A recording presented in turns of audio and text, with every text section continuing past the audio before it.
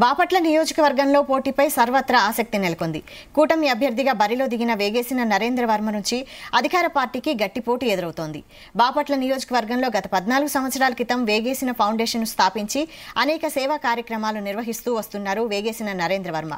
బాపట్ల తీర ప్రాంతాల్లో మంచినీరుకు తీర ప్రాంత ప్రజలు చాలా ఇబ్బందులు పడడం గమనించిన వేగేసిన తీర ప్రాంతాల ప్రజల కోసం ఒక మినరల్ వాటర్ ప్లాంట్ నిర్మించి తీర ప్రాంత ప్రజలకు 5 రూపాయలకే 20 లీటర్ల మినరల్ వాటర్ను సరఫరా చేసిన ఘనత ఆయనకే దక్కుతుంది.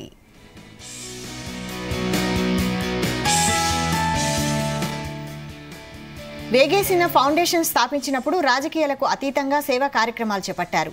ఆయన నియోజకవర్గంలోని గుడి, మసీదు, చర్చిల పునర్నిర్మాణాలకు ఎన్నో విరాళాలిచ్చారు.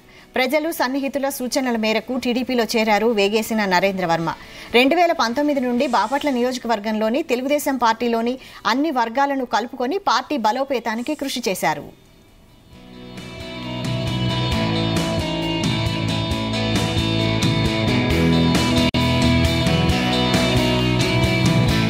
గత 20 సంవత్సరాలుగా నియోజకవర్గంలో ఓడిపోతూ వస్తున్న టీడీపీని ఈసారి బాపట్ల గడ్డపై వేగేసిన గెలిపిస్తారన్న అభిప్రాయాలు వ్యక్తమవుతున్నాయి. ఏది ఏమైనా ఈసారి బాపట్లలో తెలుగుదేశం పార్టీని గెలిపించి చంద్రబాబు నాయుడుకు కానుక ఇస్తానని వేగేసిన నరేంద్ర వర్మ బహిరంగంగానే చెబుతున్నారు.